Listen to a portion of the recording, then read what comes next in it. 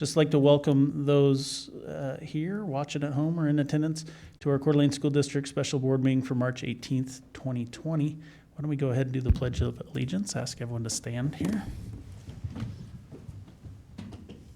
I pledge allegiance to the flag of the United States of America and to the republic for which it stands, one nation, under God, indivisible, with liberty and justice for all. Okay, so thank you. Looks a little different in here tonight. We're practicing our social distancing, and so we're spread out a little more here at the dais and have our seats out in the audience spread out a little more. Not too many folks joining us tonight.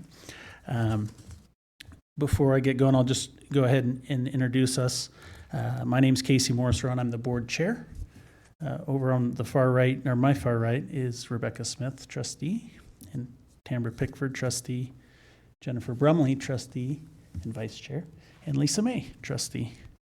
Dr. Cook is seated just beyond Lisa May, and Lynn Town is sitting back here behind us. She's the clerk of the board. Okay.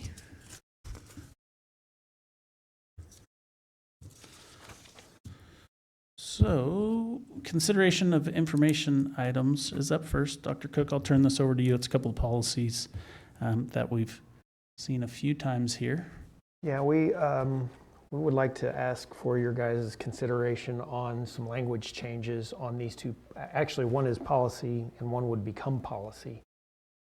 That's kind of generated. We're making some recommended language change to the open enrollment policy that kind of codifies one of the things we've learned in how we are administering open enrollment is that there must be an annual review of every open enrollment, whether we continue, even if we wish to continue to allow kids. So when we talk about things like allowing kids to continue at their high school, we absolutely philosophically agree with that and can. However, we have to build in some policy language that states that we would be doing something annually to afford that. So you're going to see some of that language in this. And so really what I wanted the opportunity to do was for you guys to have this and have a chance to have a public discussion about the language recommendations that came out of our legal team, both for that and then similar types of language. We've been talking about grandfathering for quite some time now.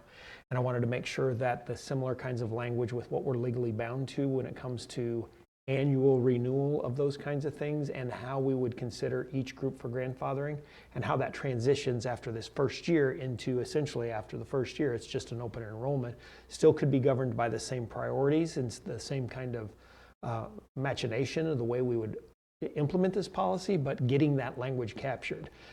It's been a long journey to get to this language, but we wanted to put that in front of you guys for your discussion today before. We'd love to be able to have some input on that so we could bring it back to you next month for hopefully final tweaks and maybe take action on it.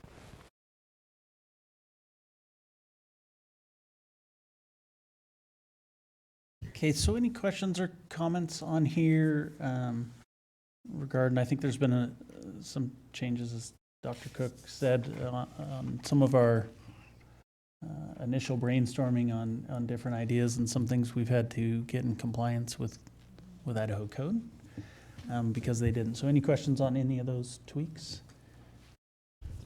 Okay, these policies are here for information. They've been out for a little bit, are ready for comment, and currently they're slated to come back to us at our April 6th meeting. And at the kind of end of tonight, I want to talk about April 6th. So don't let me forget on that just as we, before we adjourn. I'm sorry, I had a quick question. So can we ask questions on the grandfathering policy? Is that okay? Yeah. I was curious, did the fifth grader priority level change from the last draft, or has it always been priority 2? it has not changed. The only thing that we've done is actually, I don't think we've changed anything to the 5th grade. It's always right exactly. Oh, actually, that's not true. One of the things that we had to do was we had to add priority to returning students of any kind, so that when you talk about grandfathering or open enrollment. If we're going to allow a kid to return, that had to be in the reprioritization list. That's all. But we did not change the levels one bit. We just changed the way that that language was captured. Because I do wonder if fifth graders deserve a little bit more priority. I would hate to ask. I mean, I don't think it'll be an issue. I don't know how many fifth graders it's actually going to affect. I don't imagine it's a lot, but I would like to ensure that they don't have to make a transfer in their fifth grade year. I think the way that we approached this was for priority level 1 on grandfathering, and I want to make sure we're being clear, we're talking about the same things. The 3 sub-bullets under priority level 1 have always been the 3 that have held the number 1 is the magnet, kind of this idea of once you buy into that philosophy, we're going to kind of treat you, even though that legally there's some challenges there, we're going to treat it like it's your home school. The second group was we had made some commitments to the Nexus students, and then the third one was the staff, students of staff members that have that, like we've agreed, I think at least philosophically, that was the highest priority. And so, and the very first priority level 2, which has in the very first form of this has always been fifth graders, was to try to find a way to honor that. And I think if we choose to go down this path and follow these priorities, there's going to be opportunities to do that. I do believe that that's true. But I also do believe that there might be some challenges in some of our more full schools that we may have to make some decisions. So it just depends on capacity. And the last thing on fifth graders, do we want to, I know that says clearly this is only going to be valid for 1 year, but I think it is a little confusing. It says kindergarten through 4th grade, the siblings. So do we want to clarify that they would get grandfathered for 1 additional year and not for the duration? I know I'd mentioned that last time, but I do wonder if we want to spell it out so it's a little bit more clear. Because after this year, it moves to open enrollment. Right. Right. Yeah, I think you can, I think we get that because we've read policy enough. But it needs to be clear so when people are looking at That's us, our yeah, intent. We should probably be very clear that they only get 1 year. with their sibling in 5th grade, yes. And a So couple do I examples. hear you guys want us to change, like to clarify under priority level 2, bullet 2, incoming 5th grade students impacted by zone changes and their currently enrolled siblings, kindergarten through 4, for only 1 And year. one of the Yeah. examples that you sent us, that's exactly how it was. It just ended the sentence for only 1 year. Unless we I want to wonder allow if them to it's stay. covered up there. There's a paragraph between priority 1 and priority 2 where it says these grandfathering considerations will be in effect for this school year. Thereafter, students are subject to open enrollment policy. I mean, it's clear there, but people are probably just going to jump below and not read the whole document. They're Should going to see, probably where do be I on the- fall? So That should probably be up top, maybe, like the first thing that they're reading.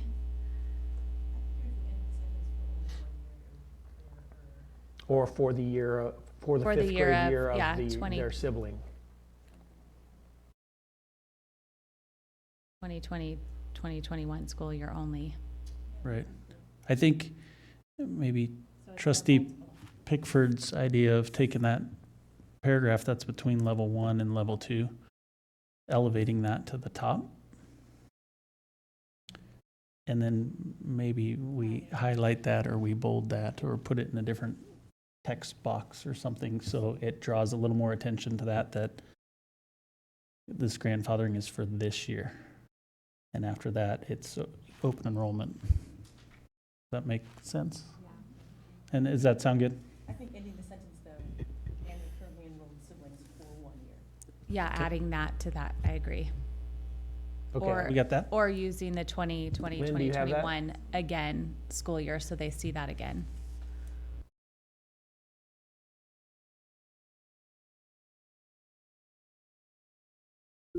Okay, is that it for comments on grandfathering? Okay, how about open enrollments? I realized I kind of lumped the two of them together there, but Dr. Cook, did you have any more you want to say on open enrollment, or did you? One So you of the covered them things I both think there. that's reasonable to share with you guys, we ran into some challenges with it. Remember that the new guiding The policy that starts this conversation is actually the one that is enrollment qualifications, which starts with the premise that you can always go to your home school. And so what this in effect creates, and this is the language part of this that I want to make sure that we understand and how it would be administered, is let's just pretend that every one of our elementary schools is 90% capacity. What open enrollment then speaks to is that 10% capacity, that how that would be governed. And so one of the things that we wanted to make sure is clearly articulated in this policy is this idea that if you choose open enrollment, you're in that 10% group that is taking those seats that we have available, that doesn't give you priority over kids that are in their home attendance zoned school. And that includes if kids were to come in mid-semester or somewhat, that we've added language to this that says there might be a place in which we say, hey, next grading period, we can't guarantee you that you're going to be able to stay in the school anymore because we're getting significantly over capacity. And I think that's something that we wanted to make sure was captured and clearly articulated in the way that both people are let into schools through open enrollment and the way that kids or that students would be pulled back out of it depending on capacity. Kate, are you paying attention? Thank you. How about yeah, go ahead. One of the things that we wanted to be sure of was that we were really all on the same page with that particular item because, in those late August, early September days, when we're trying to walk that fine line in every school, and and now with our new school, this may not be near the problem that it has been in the past, but our administrators are always walking that fine line in that time when you're trying to save some spaces because you know that there's going to be some families coming in, and at any given grade level, we'll have children sitting in those seats who are there and who have been there for a number of years on open enrollment. And if it gets to that point where we're saying, we just had 10 families move in all within 2 blocks of this school, and they deserve to go to their home school, there are going to be some difficult choices to make. And we just want to know that we're all prepared and all on the same page because we know that you could hear about it just like our administrators do and we do. So that was, we really kind of wanted to emphasize that in this discussion tonight. I appreciate that, and I just went to our application, and in all candor, I didn't read it with a fine-tooth comb, but I'm wondering if there needs to be in some very bold fashion, because I'm not seeing in just my general perusal of something that parents are understanding that you risk by not attending your attendance zone school. Your child it's not in and always in. And I know that's been the mantra for a long time. I also think that the magnet distinction in our other schools will create a blur for people, not understanding that magnets operate differently and that it is once in, always in. At least that's how it is right now. And I don't know if we're changing that. So I don't know how we convey that to parents, but it is not this big sigh of relief. Oh, my kiddo got into Dalton. And he's in forever, or she's in forever. They are going to have to breathe that sigh of relief every year. I have to understand it. So I want to say one thing first, and I'll hand it back to her. One of the things that is going to be a little bit of a challenge with once in, always in, whether it's magnet or it's a neighborhood school, is that legally the commitment is annually. And so that annual commitment has to be remade every year. And so you'll see that, and we'll make similar recommendations when we talk about magnets, is that you then prioritize kids that have been there so that in essence they're essentially assured of getting their spots back so that you don't lose that. And so what will wind up happening if Megan's around and if I'm misspeaking, jump in and tell them. I don't think I am. I think I've got this pretty well figured out. The idea is if it's Dalton, then you're open enrolled to Dalton, or it's Ramsey, and it is you want it to be your homeschool and you're there for life and you want it to be for life, that process is going to have to still look very similar to each other, which is, even though there's going to be a process of application, it is an annual process. And so we can commit, not without exception, that you're guaranteed for life. You have to do it annually. Philosophically, we can, of course, administer that. But legally, we're not allowed to make commitments more than 1 year on both scenarios. Ms. Brumley, I was just noticing on here on the form, because I was looking at the form too, and I didn't look at the very top of it where it says remove this form, currently it's online. So in Ms. Town, we've seen that now maybe 2 months in a row. So is it the intention the form isn't part of the policy anymore? Because it's some sort of online document as opposed to a handwritten document?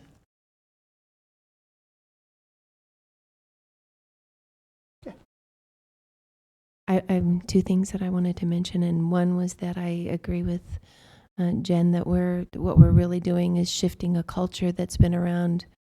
I know longer than my stay here. I know Mr. Morrisroe talked about the days where every year there was an application process once again for his children on open enrollment, and that is changing. We're back to that essentially, and that will take some getting used to, and especially because we've been using this language of community, wanting to hold steady with relationships and community among children and their teachers. So that's one thing I wanted to just bring up, and that's what I think having your support, if that's the place where we're going, will be helpful, that we're all clear about that. And the second thing I wanted to mention was that what we're realizing right now too is that it's probably going to be a perfect time for us to hit reset and ask for verification, very clear verification from our families about where do you live. We've heard from office personnel that some of the statements and some of our verification is sketchy at best, and so we'll be asking families to verify their addresses with. We're probably going to look and sound like the city library a little bit. We'll be asking families to verify where they live so that we're certain that we're serving children who live in our school district. Well, yes, because right now I've heard actually from a number of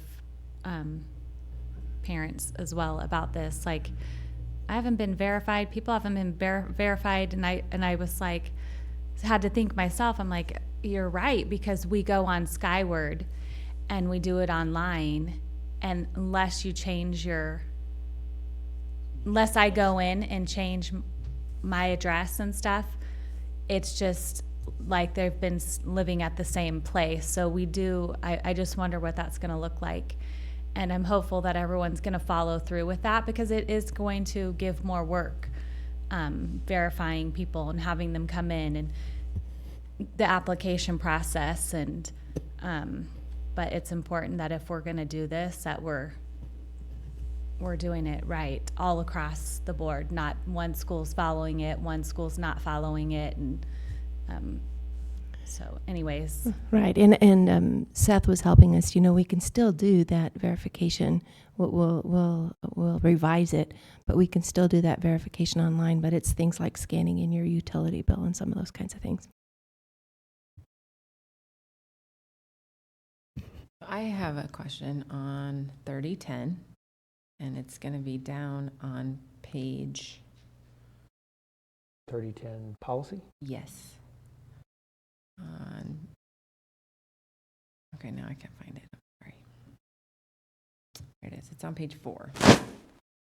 So it redid it's under the preferences they're now called preferences and priorities in order of consideration. And I don't know. Maybe I'm just thick. I cannot tell the difference between 6 and 7. I have read it 100 times, and I have tried to come up with a scenario of what could be happening in 6 and what could be happening in 7. So if there is one, tell me so that my brain can wrap around that. I can't figure it out.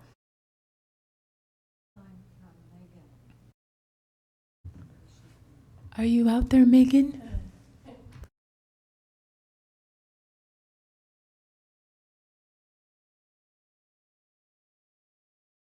6 and 7 on the top of page 4. Okay.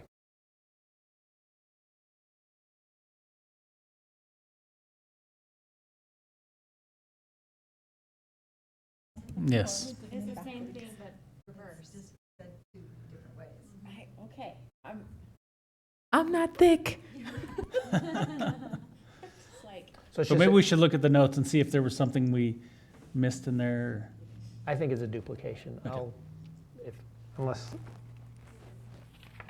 We can figure that out between now and April Is- 6th. Seth, is Make sure Megan there wasn't- online?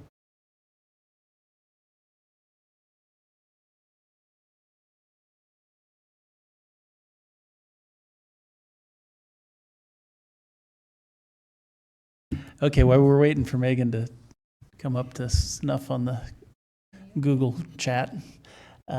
So. I'm here. Can you? Oh. We can hear you a little bit.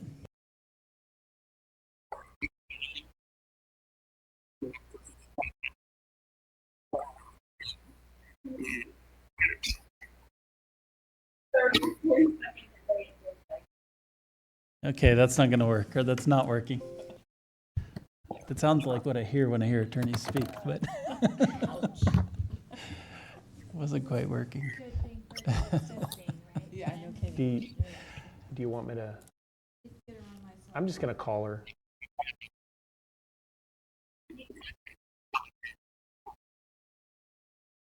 Okay.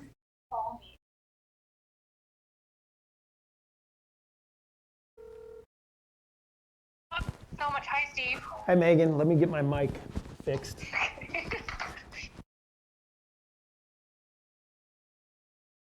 Seeing.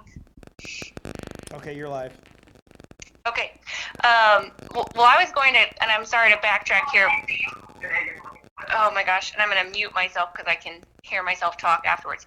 I just wanted to reiterate a couple of things that Steve was saying. I was trying to confirm how he was describing the requirements that we have and how this overlays with the statute. But indeed, this is an annual, the statute is very clear that this is an annual process that we have to go through. And so the board certainly has the authority to set policies on priorities, subject to some restrictions, which we can talk about if there's questions there.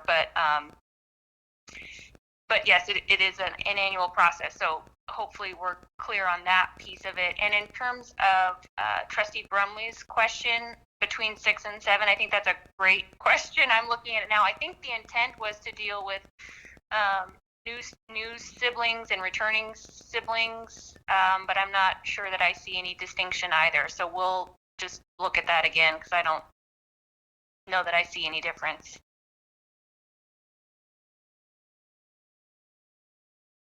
Megan, can you hear me? I can. Okay. In the code, I think it's 33-1402, there's a reference of it being annually and taking place on or before February 1st or something like that. Do we need to have that in the policy, or if we're going to use a different date, which has been our practice? I think we've been more in the March timeframe, and then we've had sometimes a second window, sometimes we don't have a second window, but do we need to spell that out in the policy? So that's a great question. The policy, I'm trying to find that language right now.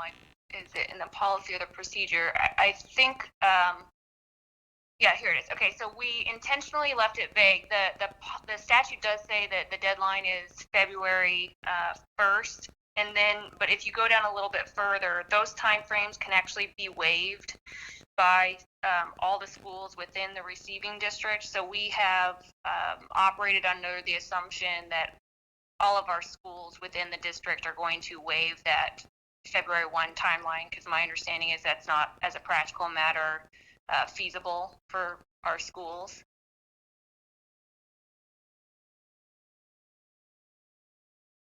Okay, so are we going to have a set timeline on that, or that'll be kind of year to year? We'll just set that timeline?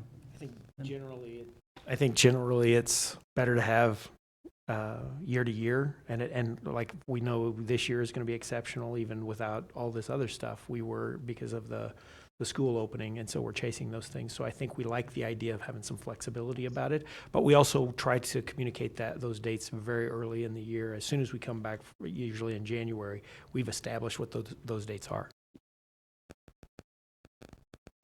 Okay, thank you. Any other questions on 3010? I think just a general update as far as what it is going to look like this year. I know this is changing everything, so this is not a priority, but if parents are watching and listening and curious, do we have a rough timeline on open enrollment for this year?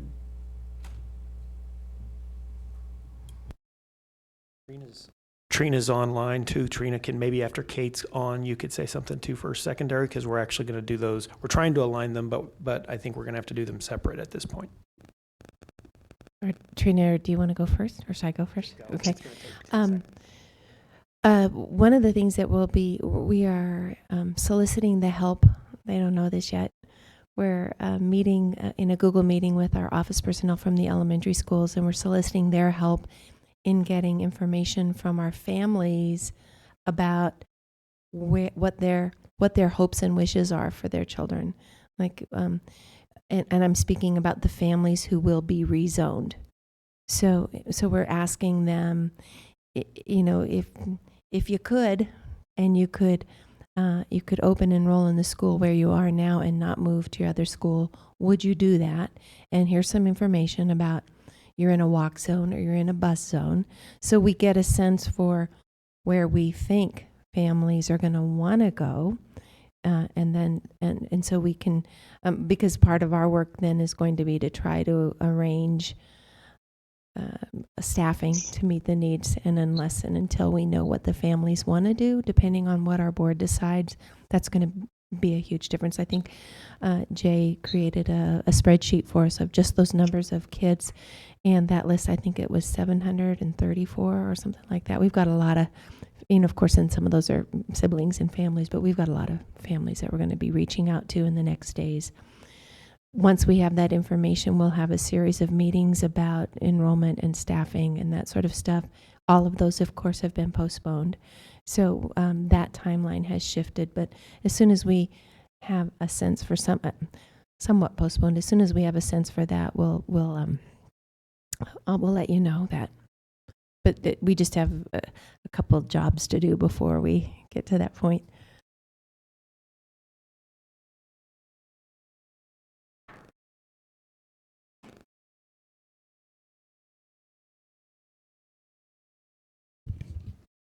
Does anybody have any more questions for Megan, or can I let her go? Thanks, Megan. Oh, Trina's trying to talk.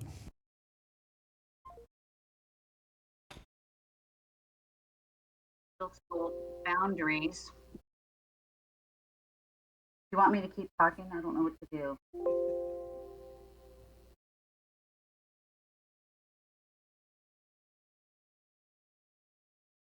So I'll start over. I don't know what the time lag will do. Maybe I need to turn off my volume.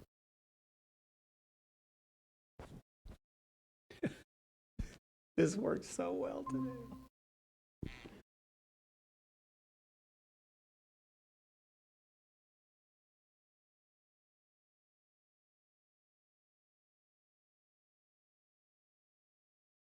Turning off the volume doesn't work because then I disconnected myself.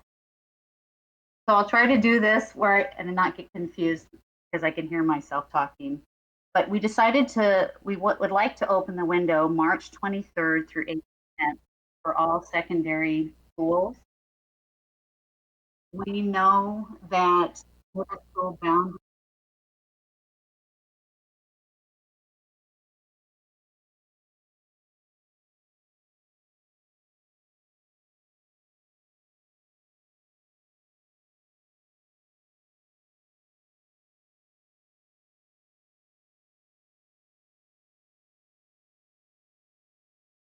Okay.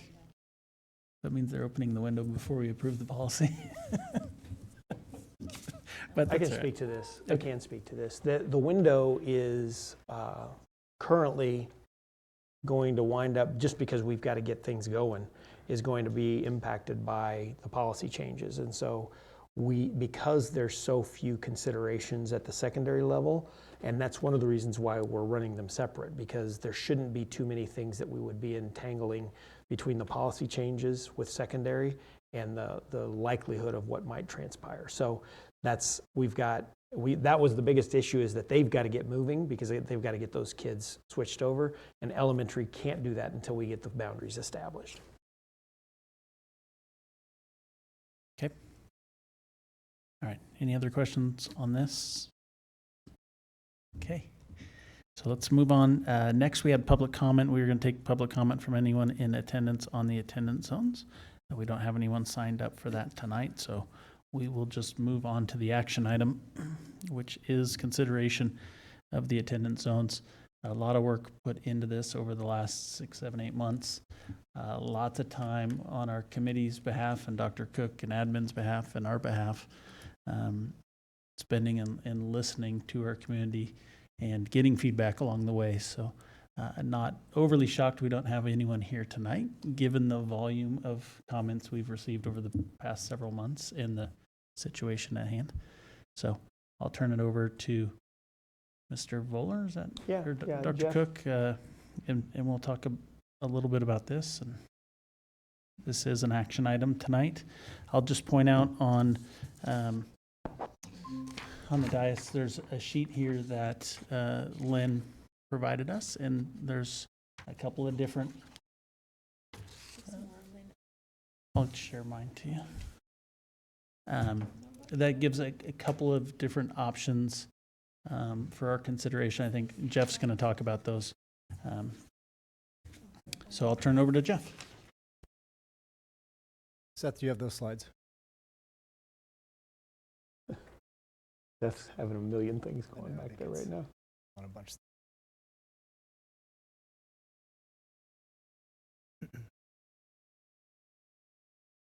One of the issues that we found is you can't get 6 feet apart in that space, and so Scott got banished out of that. So Seth's driving everything right now back there, asking a lot of him.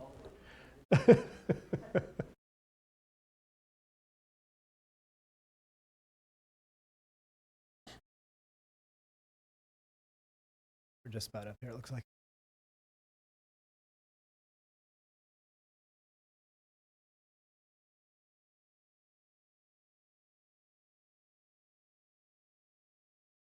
Okay, so I mean, I think you guys got a pretty thorough briefing at the March 2nd board meeting, but I'm just going to give you guys some recaps, and then I assume you guys have had time to read the comments that have come in, and we've received quite a few comments and have provided those to you and opened that window for an additional time, closed it last night just to give people further opportunity, since we knew people most likely wouldn't be able to be here or want to be here today. So we got quite a few comments at the last minute that for you guys to review as well in this process. So so just to review in the elementary recommendation, the recommendation was for the 2020-21 school year to adopt the proposed changes that we showed you on this map for Dalton, Hayden Meadows, and there's a new boundary carved out for Nexa. So that boundary so this is the Hayden Meadows boundary.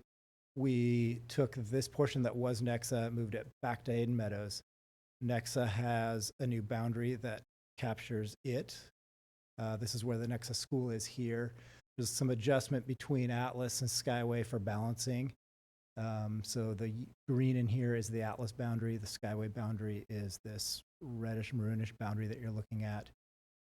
Winton boundary down here has some adjustments because the Winton boundary used to go all the way up into this area of the stovepipe. And then this area all the way down in here was Winton, and Winton was way overpopulated for its capacity. And some of that does feed the Ramsey Magnet School as well. But we have a much better balance with Winton in this proposal. And then the portion over here, Dalton kind of by default, Bryan here and here, Borah here in green.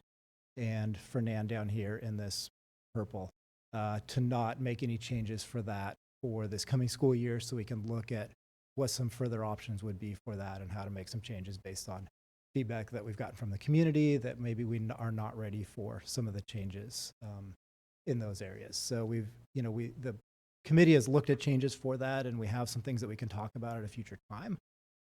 But just based on those feedback, we'd recommend that we don't make those changes right now. Mr. Voller, can I interrupt real quick with a Yes. question on that?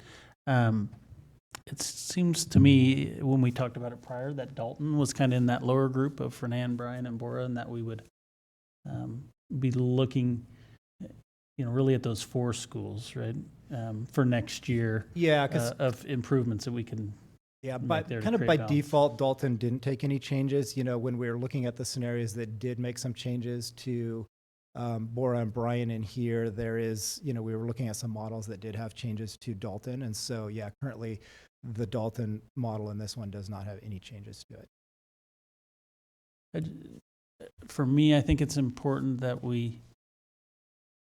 if we think as a board, as we look at those 3 schools, that Dalton's going to be included in that, like it was in some of the modeling, that we just highlight that so Dalton folks don't say, "Oh, we're done," Right. and then say, "What do you mean you're talking about us again next year?" Yeah, And- I think and as we so- look at the changes, especially as we figure out how to find the balance between Borah, Brian, there will be balance with Dalton up in here as well. And Dalton is a little bit under capacity right now, so they have room to take some more people as well.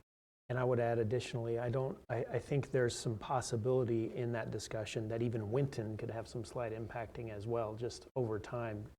Anything that theoretically borders those schools could have some impact.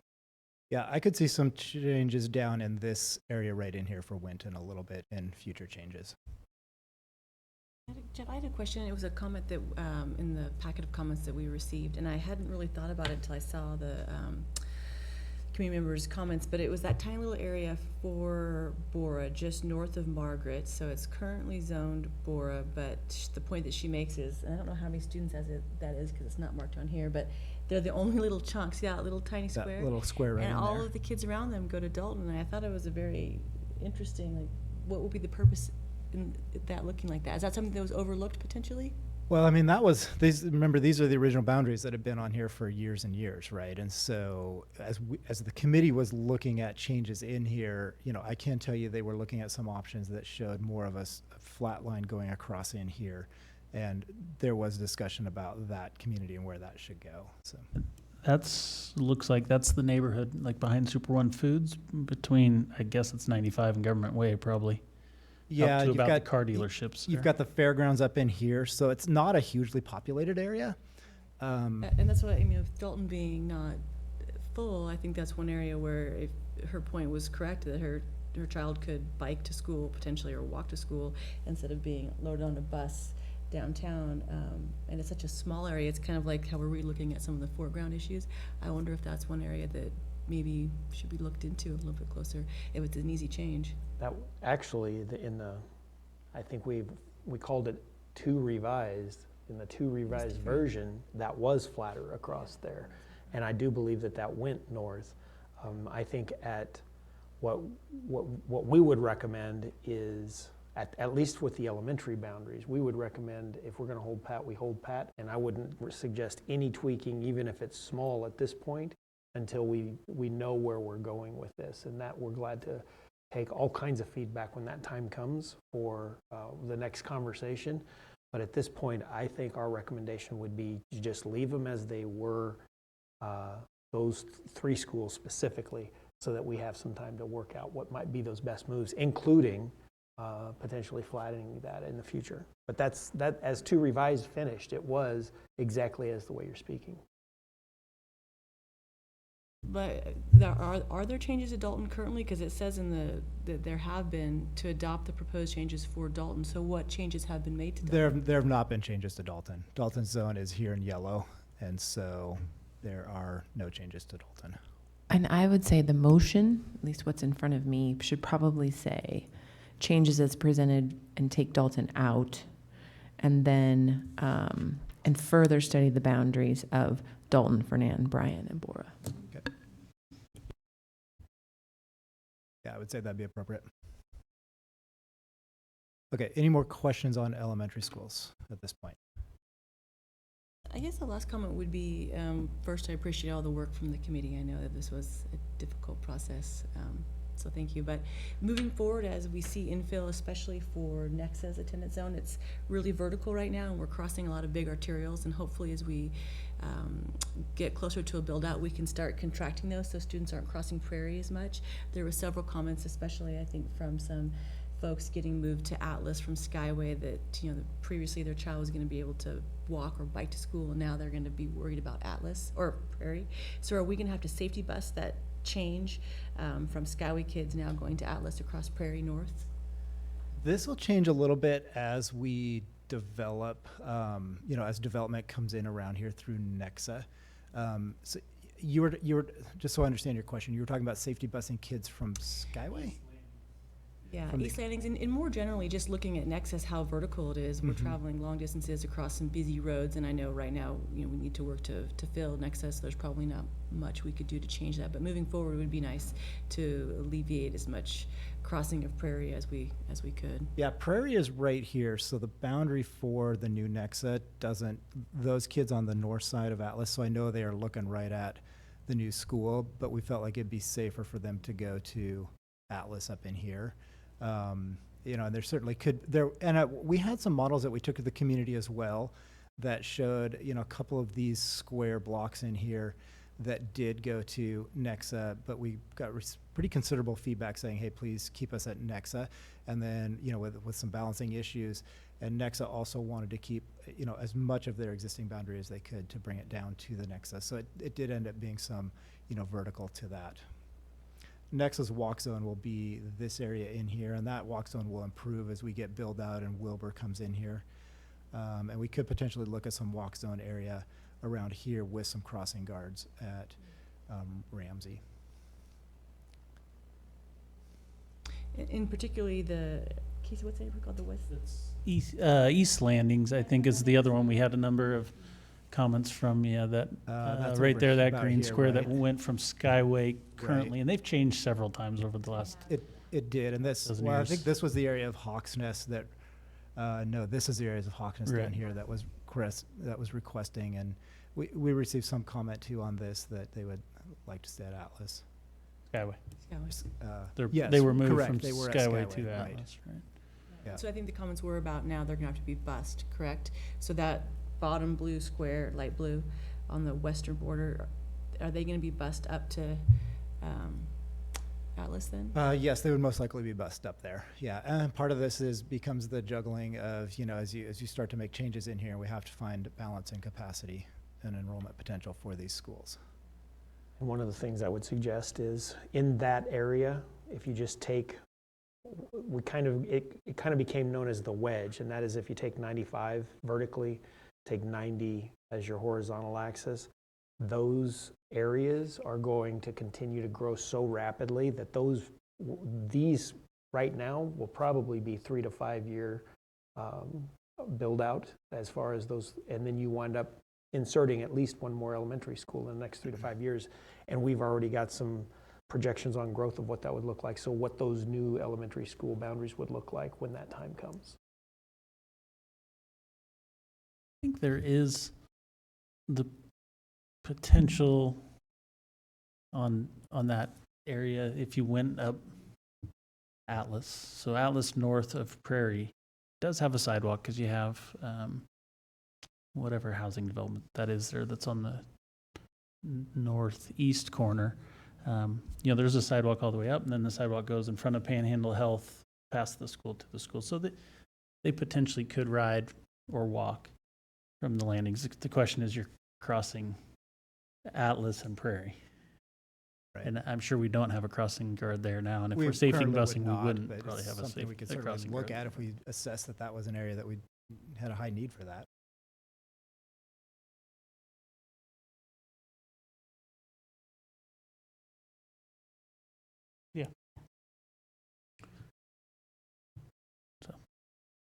Okay. I think the maybe easiest way to go through these, since we're talking elementary, middle school, and high school, is maybe we address our questions, and then do a motion, and we'll be done with elementary. We'll move on to middle school, do the same thing. So are we agreeable to that? Ms. Brumley, you talked about a modification to a motion that you'd like to see. Do you want to present that to us? Sure. I would move to adopt the changes as presented for Hayden Meadows, Nexa, Atlas, Skyway, and Winton Elementaries, and to further study the boundaries over the next year for Dalton, Fernan, Bryan, and Borah elementary schools in order to find a solution for this area of the district. Yeah. Thank you. Okay, it's been moved and seconded. Any discussion on Ms. Brumley's motion? Okay, all in favor? Aye. Any opposed? Okay, motion carries. Ms. Town, why don't we move on to middle school recommendation, Mr. Voller? Okay. So the map that I have shown up here on the screen is really just our existing boundaries for middle school. And because ultimately the recommendation is that middle schools not change, and we give consideration for a change in middle school further down the line when we know there's a great need for a new middle school somewhere in the future. Our middle schools are all over capacity, and with growth continuing to project that they're going to continue to grow. And so with that strong need, and as the committee took a look at this, and we looked at some different options as we moved things around, we really were just shifting problems. And there was a model that was created that I think ultimately sets the district up for the future. But it puts Woodland at like 11 or 1,200 students, and we know that's not feasibly possible. And so rather than confusing things, with even showing you guys that model, the recommendation is just to keep middle schools the same. But, I think it's important to note that there's a strong need for seats in middle schools. And so a future middle school will be strongly needed in the near future to help solve these issues. And then we can really look at some models. And I think the model that the committee has created would be viable for the future. And we even have some future scenarios of looking at some regional options that we can talk about at a future time too, that would, look at what could this look like with a fourth middle school coming online. So the recommendation for that is to not change middle schools at this time.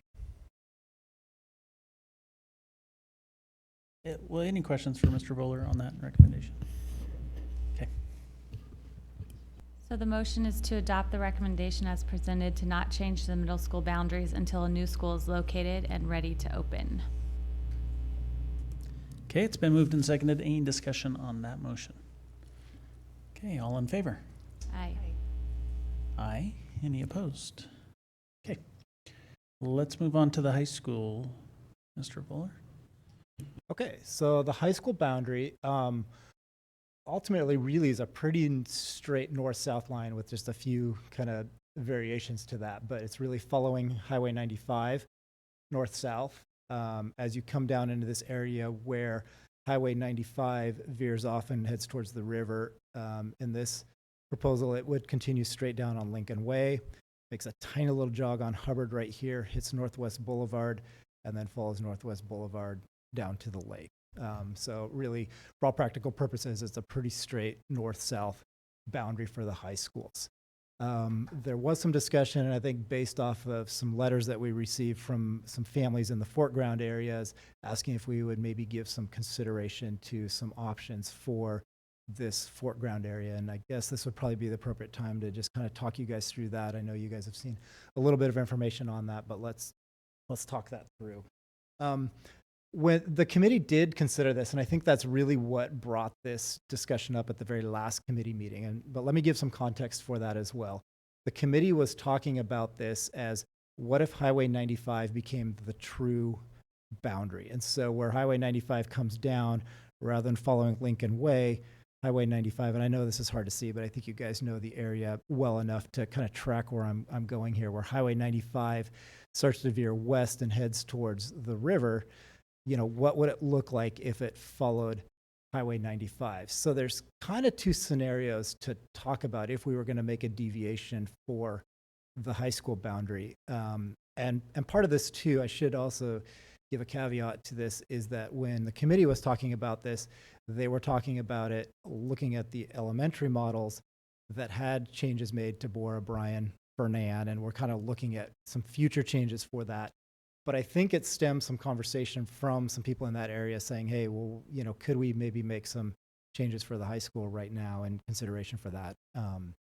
And so I created just a couple little mock-up scenarios for you guys to look at here. So this is, now I'm zooming in on this. So now you can see where Highway 95 comes down. This is where it would follow Highway 95 heading towards the Spokane River right here. So there's one option where this whole region would go to Coeur d'Alene High School. And I believe in this whole region, really, there's only 14 students in that. Or we could take this one step further as an alternate and look at what would it look like if we continue to follow, kind of veered from that Highway 95 strategy, but so we followed Lincoln way down. This is Hubbard. Hubbard would come over across Northwest Boulevard and then wrap around this whole kind of Dyke Road, North Idaho College, the Fort Grounds area, and tie in. And so I think there's 5 or 6 students in this area that are impacted by that. So there's kind of 2 options to consider on that. So any questions or discussion regarding those? I just had a question about, I know the committee spent a lot of time on feeders. How would that play into elementary and middle school? So I think, in elementary, I mean, obviously we'd have to play with this area down in here for elementary. Looking at that model for elementary, I think we have 64 students that are impacted in that. That would put Bryan way over capacity if we were to do that type of change now with elementary. And, for future middle school or future elementary, I think we're talking so few kids in that little region that I wouldn't see a ton of impact either way for that.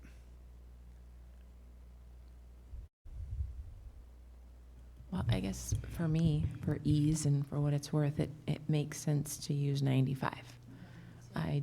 It seems confusing to try to wiggle out Hubbard unless there's a good reason or some kind of a basis for the distinction.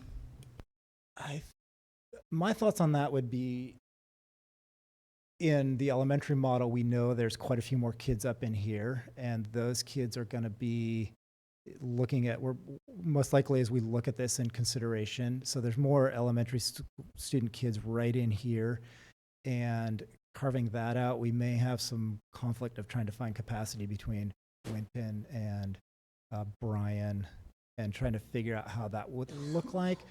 I suppose that's something we could look at in the future, and I think maybe some long-range models we might see that that would play in. Might be careful with that for what that looks like in elementary.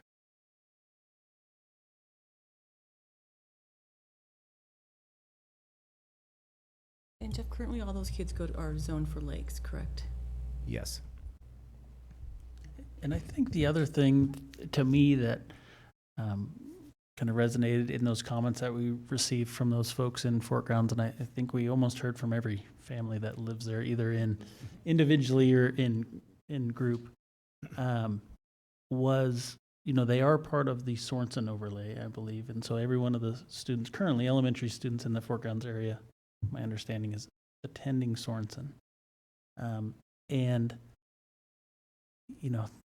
they were kind of the one part of downtown that gets disconnected from the rest of downtown. And really all that, everything east of them under the old model went to lakes. And so it wasn't an impact. But with this new model, they would be kind of one little sliver of 14 high school students or whatever the number is that live downtown that go to lakes, and the rest, go to Lake City, and the rest all go to Coeur d'Alene. So it makes sense to me.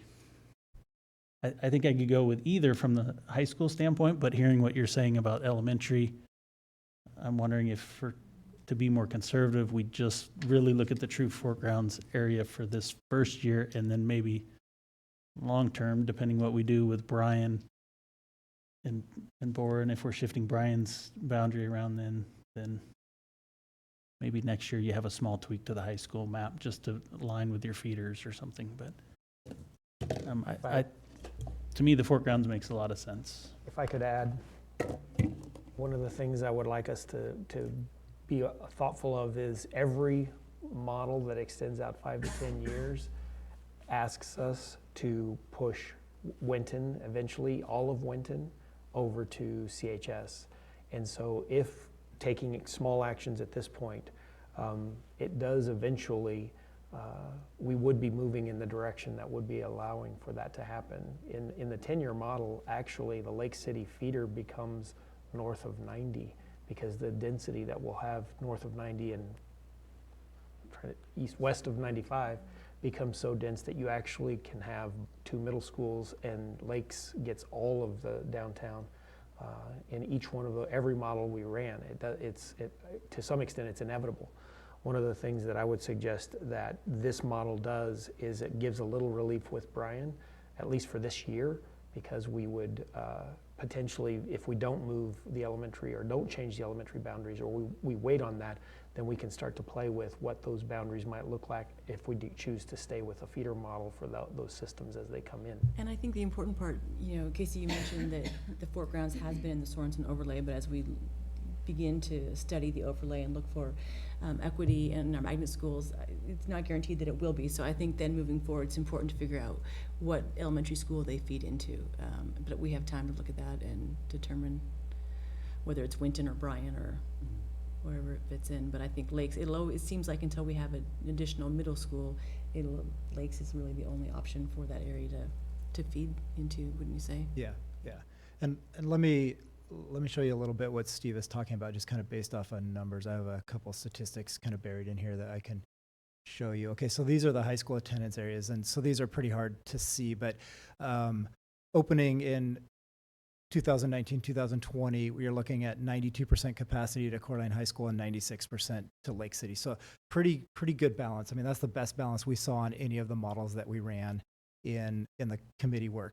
As you start to grow, you can see where Coeur d'Alene High School just stays right about the same. 90, I think this says 94%. I think this is 96%. So slight growth, but we're still staying under capacity at Coeur d'Alene High School. And then you start to see the growth in 5 to 10 years going pretty dramatically to Lake City High School. And so one of the models that we ran for like a future consideration option would be, what if then that Winton changes, the whole Winton zone would change over to Coeur d'Alene High School. And in that scenario, you start to see almost a perfect balance come back into play with that. So both schools are getting up towards capacity, and there will be some future 8 to 10 year capacity challenges with high school, but not dramatically over capacity where it's like, whoa, we have 3,000 students, we don't know where we're going to put, or 1,000 students we're going to put. We're talking more like 400 to 500, 600 students, somewhere in there, of how are we going to handle that in high school to find some balance. What about our bump in kindergartners in 5 or 6 years? Maybe. 5 years, 9 months, right? Coronials. We're going to call them coronials.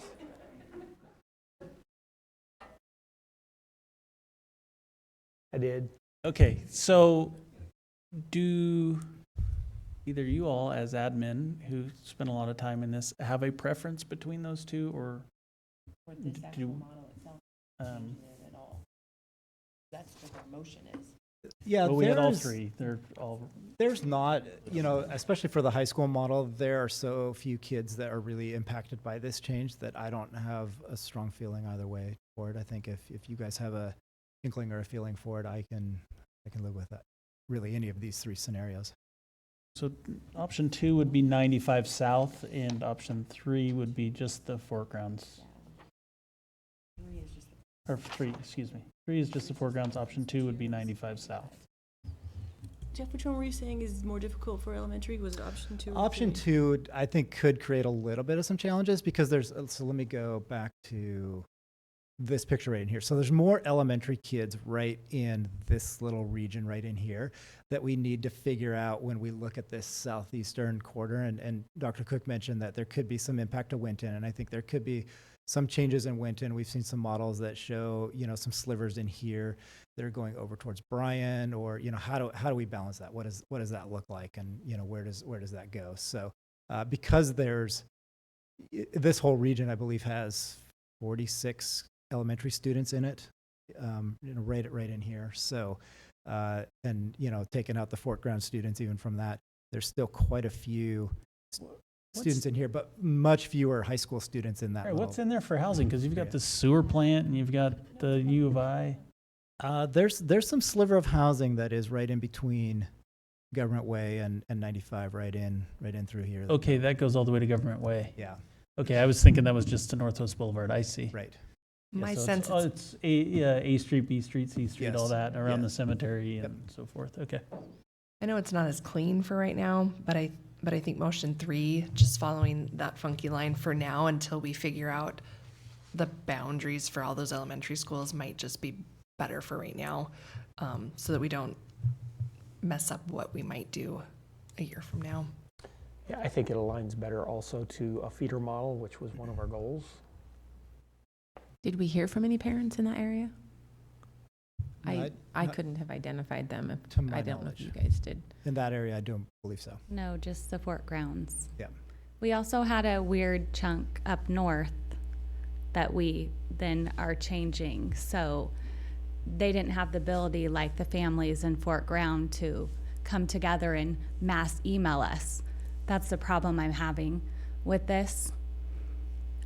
Because we made those changes up there, and this is what it was all along. And we've had committee members that live here, which is fine to have a voice and be a voice, but then rallied the troops. So now we're looking to deviate from what we have put out to our community time and time again. So that is where I have a problem. So I would also just declare with all of you that we're fine with all three of these. I think one of the things that we see in this is that the very first model where the line stays on Lincoln Way does a pretty decent job of holding for next year between the two schools. And then eventually, as the years come, we'll be sliding this thing more to the, actually from your, it would be sliding this thing more towards the Winton feeder model, and that would eventually, I would guess, in somewhere between the 5 to 7 year range, perhaps when we build out the new middle school, you capture that. And so the reason that we would entertain all three of these is that we would be believing that at some point in time, this will all be eventually CHS feeder at some point in time. I think the question is when you guys want that to happen. We're fine with option 1, 2, or 3. I have to say that I was a little initially concerned that we received this feedback after the process had ended and the committee had voted, and it seemed as though a parallel process had been started. And so I think in theory it looks like it's something that I wish the committee had taken on a month earlier, and because I think it makes perfectly good sense. I think it is difficult that we're altering the recommendation by the committee and we don't have an audience here or people up north that have been giving individual comments, and so it's something to definitely consider. I think for me, sorry, go ahead. I agree with that as kind of a general philosophy, but I guess kind of my understanding, Jeff, maybe you can weigh in on this, but how much time after the board decided we weren't going to touch those 4 southeastern elementary schools, how much time was spent on the high school map in the committee? There wasn't a lot of time spent on that. I mean, this has been a pretty similar model at all the open houses that was shown as the high school. And I think, because the balance became pretty clear that really makes a lot of sense. And, and then again, I think as you looked at, when the committee was discussing this, like I said earlier, we were actually really looking at the elementary maps in the context of when these conversations happened. And I think, the committee member that lives in that area kind of took this back to her community and said, hey, what do you guys think about this? And I went back and reread, and I didn't see any comments regarding this issue prior, and so I'm just curious, were they raised and they just weren't brought to us, or is this something that just came about in the last 3 weeks? Yeah, I'm not sure how to answer that. I think, I'm in the same boat. I hadn't heard any comments prior to that last committee meeting. And then really we started to receive those letters after the last committee meeting. With any of the other elementary models that were considered the revision 2 or whatever it was, or version 2 revised or whatever we called it, was Fort Grounds changing? Was it going from Winton to Borah in any of those, or Winton to Bryan, or any of those where it looked like it was going to go Coeur d'Alene, or was it always stayed the same? Or didn't it go to I think I Fernan have in some of the models? Let me, give me 1 second. Let me look here. I think I've got, in the version that the committee was looking at, that Fort Grounds area would be at Winton. So, in version 2. Yep. It was still at Win. yep. And version 2 revised, which ultimately became the final one that the committee voted on. I mean, I think ultimately I think it makes sense long-term, but I'm not going to lose any sleep over it. I think there's enough room at both of these high schools that people can opt in to go to either high school fairly successfully or with a fairly high rate of successfulness. There's several kids already I know of that live in Fort Grounds that attend Coeur d'Alene High, so they're already doing it. So I'm good with any of them. I was gonna say, my thought is, regardless of how we may have gotten to this point, if admin is okay with any of these scenarios, our superintendent's okay with any of these scenarios, and it seems to then, in addition to nobody having a concern with changing that it does in fact help our feeder models, I wouldn't get, I mean, yes, I acknowledge there is some frustration. I remember when I started first getting these letters thinking, oh my gosh, so much work's been done and now we're trying to recreate the wheel, but it's a small section and everybody's had time to evaluate it, and I wouldn't get hung up on how the message was delivered, but whether or not this is the right thing to do. Which some of them in their letters also said that their kids open enroll to CHS already. So we did hear from people up north that are getting changed, that there's that weird chunk and they were CHS and now they're going to Lake City. And we did hear from them at our meetings. We didn't hear from them because the property out there is a little bit spread out.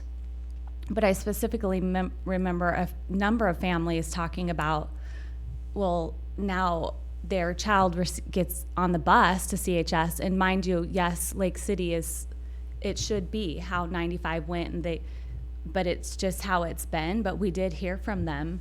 We didn't hear from them in the, like we did from the Fort grounds, because it's a different community of families out there and spread out. And I bet you if they knew that they could mass email us, that we might change from what we've presented to the community. That's just my only problem, is it's the timing of it and after the fact. And some of those families up north weren't on the committee. They're not aware of this emailing process because they're individually working on behalf of their families. So it just doesn't sit well with me, and I can look past that if that's what's best, but it's not what we presented. So Would it be possible to, I think moving forward, the model suggests that this is potentially the direction we should move, but until we get the feeder system more sorted out, I mean, I think we've identified that it's not affecting that many students next year, and it could come as a recommendation from the administration once you guys kind of dial in whether these, because ultimately this Fort grounds, if the overlay doesn't cover them, they're going to need to be assigned to homeschool, and it's going to have to be Winton or Bryan most likely. And I think that decision hasn't been made because we haven't really looked at the overlay closely yet. And I think right now their Winton is their assigned homeschool, but in those letters there was also talk that they would prefer to be assigned to Bryan.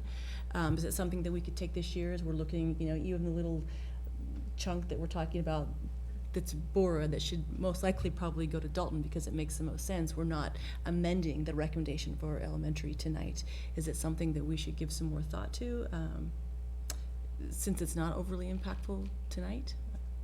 I would recommend whichever one of the three that you guys choose, I would recommend that we stay that way the entire year, and then that once we finish with the elementary schools that in the southeast portion, that we continue to do that work to align to the feeder model. And if we modify the elementary schools in that particular region, and we currently are going to be making a change to Winton or Bryan, and Winton or Bryan we continue to have that change of Lincoln Way being changed in the elementary models, then I would suggest that we tweak the high school model to include that when that time comes, but not for this year. We are absolutely fine with a modified motion that would put that in place over time if that's what you guys want. Right now, this is not that critical to any functioning that we have. It's just how you guys want to administer this. Want us to administer this, excuse me. Okay, so just to move us along, I'll just get a pulse here. How many are wanting to stay with the recommendation as it is? Okay, no one? Or you are? Yeah. Yes, sorry.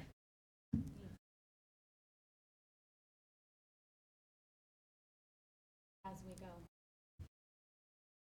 Okay. Does someone want to make that motion then?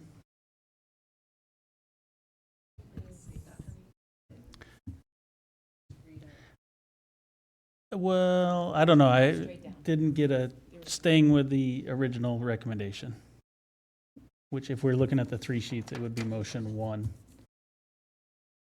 I personally, like I said, I'm not going to lose any sleep over it. I would prefer motion 3, which is the Fort Grounds area, because I think long-term it makes more sense, but I'm not going to stay here all night on that either. And I would agree with that as well. I wish that all that had come in earlier. I really do, rather than just at the last minute. I think we're going to end up with those students going to CHS anyways, and so let's just do that piece now. And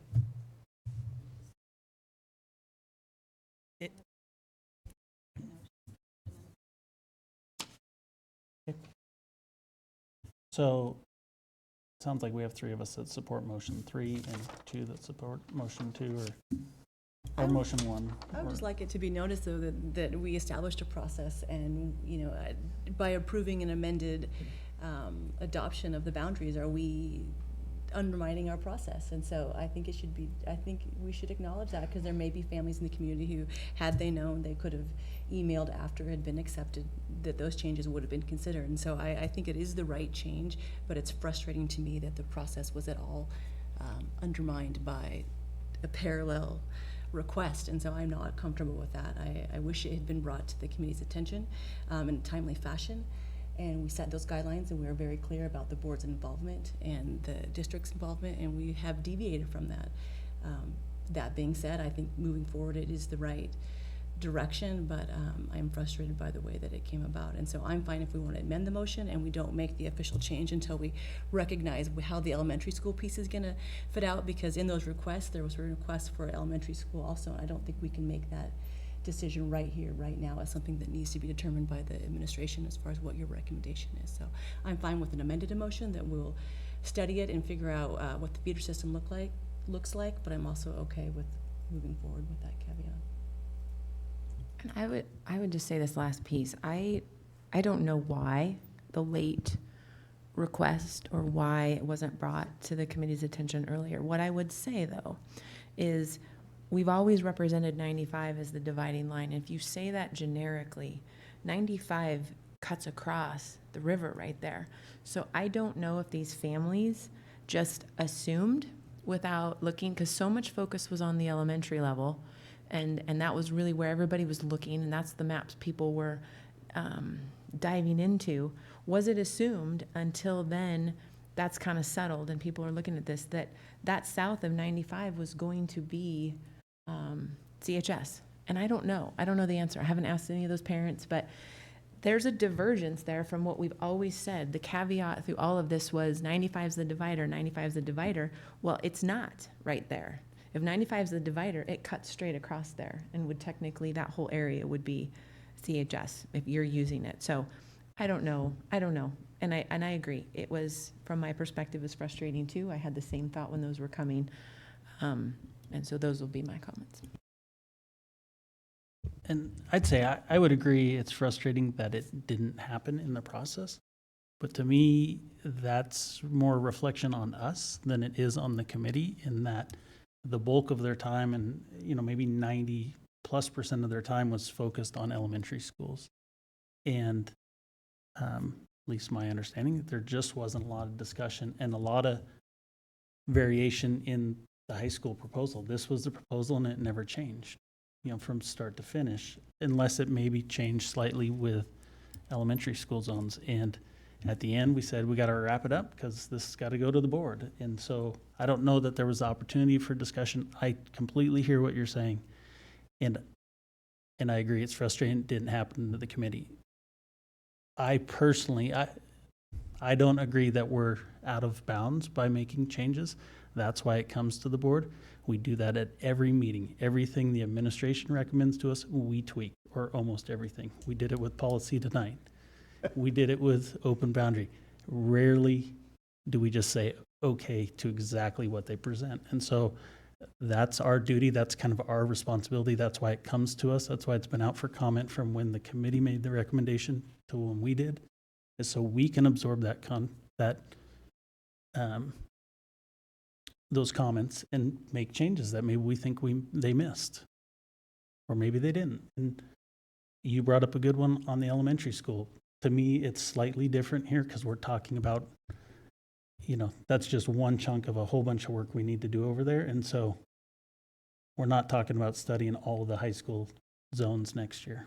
But that's, I guess, how I kind of rectify deviating on this little area. I know that, there was a lot of talk in the elementary because the lines aren't as clean as when they came up with the lines for the high school.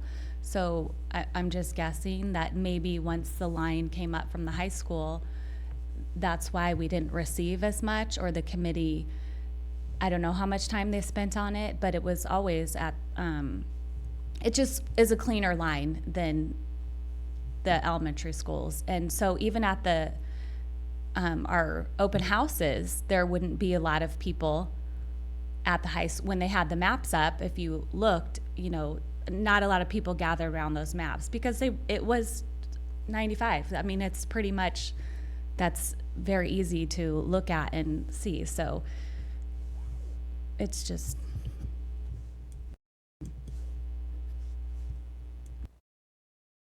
Okay, well, let someone make a motion. Let's see what happens. I'd say we can beat it to death, and it sounds like we're not unanimous on the decision. So let's get one of them done and go on. I would like to correct. I think we're unanimous on the decision. I think we know it's the right thing. I think there's some frustration about the process. And in my opinion, the community had ample opportunity to give feedback on proposals. They were online. We provided endless opportunities, but we also safeguarded this process. And so we hired a consultant to run it for us so we could avoid certain situations. So I think we are unanimous. I think but moving forward, we can express frustration by how it's going. To make the motion, I move to adopt, to adopt the changes as presented with modifications for Coeur d'Alene and Lake City High School using the north-south line along Highway 95. We're going for 3, right, Jen? Yeah. Okay, perfect. Sure, get it right. And modifying the boundary presented on March 2nd, 2020. So the boundary would still continue south onto Lincoln Way and then turn west on Hubbard. Follow Hubbard across Northwest Boulevard and around the area of North Idaho College and the Fort Ground community. The area around North Idaho College and the Fort Grounds would be moved to Coeur d'Alene High School.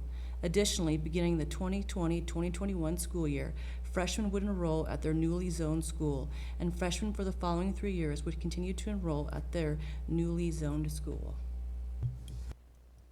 Second.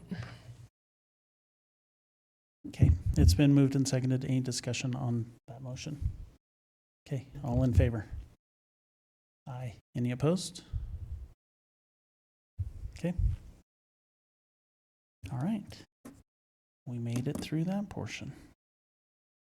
Okay, so that's going to end our, it's not going to end our meeting because we're going to go into executive session, but that. We come back to the consent after executive. So we need to go into executive and then we'll come back into open and handle the consent stuff. We won't bring that back on live. Yeah, we can just talk about April 6th just before we go into executive. So right now we're looking for some guidance from ISBA, excuse me, and the Attorney General's office, or they've reached out to Attorney General's office as far as what are our responsibilities and what leeway do we have with a meeting. And so, so public comment we don't have to allow, but one idea that had been floated around, I think at least administratively, is that we could still have our board meeting. We still have some business things that we need to approve. But it was, could we do it electronically? And we do like they did tonight, or we all call in, or we're all here, but we don't allow an audience and the audience views electronically. Right now, they're saying that's probably not allowed. We need to allow people in. So what would that look like? Ms. Town presented a board agenda that basically stripped a lot of the stuff out, which would probably eliminate some of our crowd. So student body reports, CEA reports, potentially public comment if we want, the award presentations, at least for this April meeting, just because we're trying to social distancing, practice that. So is everyone comfortable with that? Do we want to keep public comment in? Do we want to kind of wait and see what the AG says? Well, public comment is not something you have to have in your open meetings. It's just always been our practice. We want to hear from our people. We could let them know this one meeting we're not going to accept in-person public comment. Please comment ahead of time. Okay. So we'll plan on that. And like I said, we're getting more information from ISBA and the Attorney General's office, so we'll get that figured out. And yes. It changes. Right. Right. Until it changes, we'll move forward with a meeting on April 6th. It'll just be different than our normal. Okay. So is there a motion to go into executive session under Idaho Code 74206 subsection B to consider the evaluation, dismissal, or discipline, or to hear complaints or charges brought against a public officer, employee, or staff member? So moved. Ooh. It's been moved and seconded. Roll call vote, Ms. Town? Yes. Yes. Ms. Bromley? Yes. May? Okay, so we'll go into executive session. That'll end the public portion of our meeting.